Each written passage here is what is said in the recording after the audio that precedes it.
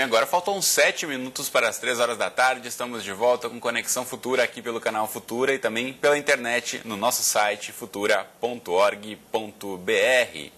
E acabamos de assistir ao programa Irã Entre Sons e Movimentos, que nos revela aí um Irã diferente do que normalmente vemos no noticiário, muitas vezes lembrado pelas polêmicas em relação à produção de energia nuclear.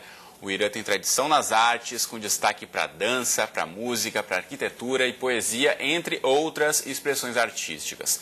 E para continuar falando um pouco mais sobre esse assunto e sobre a cultura no Irã, praticamente desconhecida aí por muitos aqui no Brasil, a gente conversa agora mais uma vez com o geógrafo e professor Cláudio Hansen. Cláudio, mais uma vez, bem-vindo à Conexão Futura. Obrigado, Cristiano. Obrigado pela presença.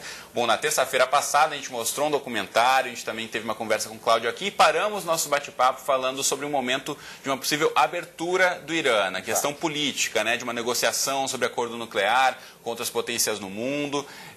Queria ouvir a partir dessa questão da abertura, de que forma isso se reflete também na cultura, como a gente falou e assistiu agora há pouco no documentário, né, a dança ser proibida, as bandas de rock não podem lançar um álbum oficialmente, né, precisam de uma autorização, ou precisam esperar um tempo, alguns artistas aí há mais de 2 décadas trabalhando sem poder oficialmente divulgar o seu trabalho. Então, que reflexo uma possível abertura política, econômica, um acordo nuclear do Irã com outras potências mundiais vai refletir na cultura do país?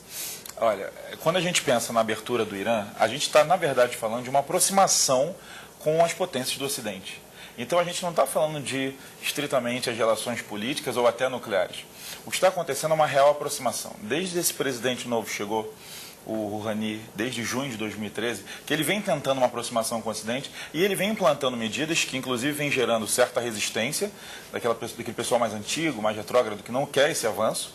E uma das últimas coisas que ele fez foi liberar o WhatsApp no país, coisa que tinha sido proibida desde que o WhatsApp... é esse aplicativo para troca de mensagens no celular, tão popular no Brasil e em alguns outros países, era proibido no Irã.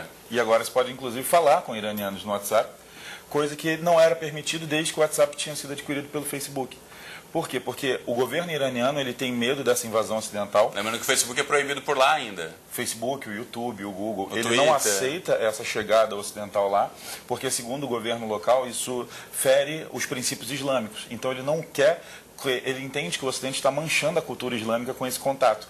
E é totalmente contra o ideal artístico de você lançar, de você aparecer no mundo com a cultura iraniana. E de fato, no próprio documentário aponta, né, que a questão do rock é proibido desde a Revolução Islâmica de 79, pelo rock ser uma demonstração aí da degeneração, né, do Ocidente, de certa forma. Nossa, e o movimento rock and roll que surgiu com tantos protestos, com tanta luta contra o governo, você pode achar aí um ponto em comum, porque também o governo iraniano não quer uma camada da população criando, por exemplo, letras de protesto, letras contra o governo. Então, isso também é uma forma de censura.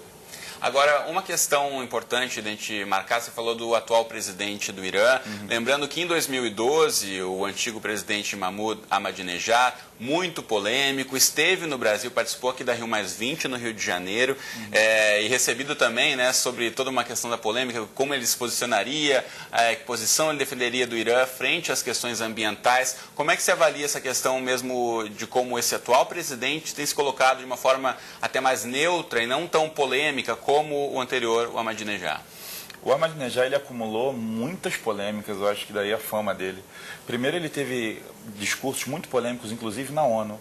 Ele contestou o Holocausto, ele pregava uma série de torturas, ele pregava uma repressão contra qualquer tipo de população homossexual ou de demonstração cultural que fosse contra a ideia do regime.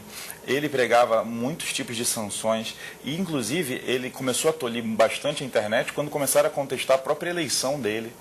Então, esse conflito do Ahmadinejad ele era muito grande. A questão ambiental no Irã, ela é mais uma forma de chegar ao Ocidente, embora o grande problema lá não seja realmente a ideia da poluição, que isso é uma coisa muito mais ocidental nesse momento. A Ásia Central, ela vive o problema climático natural. Ela tem a dificuldade do território desértico, das áreas frias. O Irã tem muito terremoto, principalmente na parte sul, ele tem vulcões ativos na parte norte. Então, o problema é muito mais climático natural que realmente, atualmente, ambiental, como em outras partes do mundo. Falando da presença do Irã aqui no Brasil, além do Ahmadinejad ter vindo durante a Rio+20, agora, no mês que vem, temos Copa do Mundo acontecendo aqui no Brasil e o Irã, a seleção iraniana de futebol masculino, vai estar aqui presente. Inclusive, deixa eu mostrar para você de casa bem rapidamente o site da FIFA, se você quiser saber onde o Irã vai jogar. Então, 16 de junho, lá em Curitiba, contra a Nigéria. Depois, na sequência, dia 21 de junho, em Belo Horizonte, contra a Argentina. E aí, assim, eu imagino que muitos brasileiros vão torcer a favor do Irã nesse jogo aqui contra a Argentina. E na sequência, dia 25 de junho, lá em Salvador, na Arena Fonte Nova, contra a Bósnia e Herzegovina.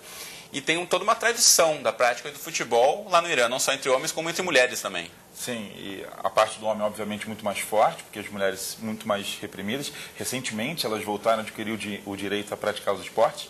Mas o Irã ele tem um povo muito fanático pelo futebol.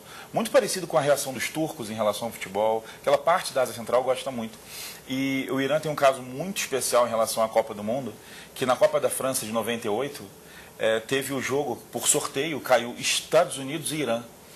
E a presença americana na guerra contra o Iraque, que apoiou o Iraque contra o Irã, era um jogo tão tenso que o medo do terrorismo foi muito real no jogo. Havia uma apreensão muito grande do que poderia acontecer durante aquele jogo, né? Não somente dentro do campo, como fora dele também. Muito policiamento, muito reforço, muita câmera, muita ideia de um possível atentado. E no meio daquela tensão de será que alguma coisa vai acontecer, os jogadores do Irã entraram com rosas na mão, com flores, e ofereceram aos jogadores americanos.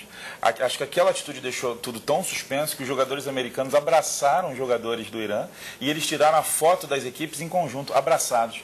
Isso foi um dos maiores exemplos, inclusive foi a única vitória do Irã em Copa do Mundo, foi 2-1 nos Estados Unidos nesse jogo. Nos Estados Unidos lá em 98. Sim. Bom, a gente tem um trechinho do programa que a gente viu agora há pouco do Sala de Notícias que a gente vai mostrar agora para continuar a nossa entrevista.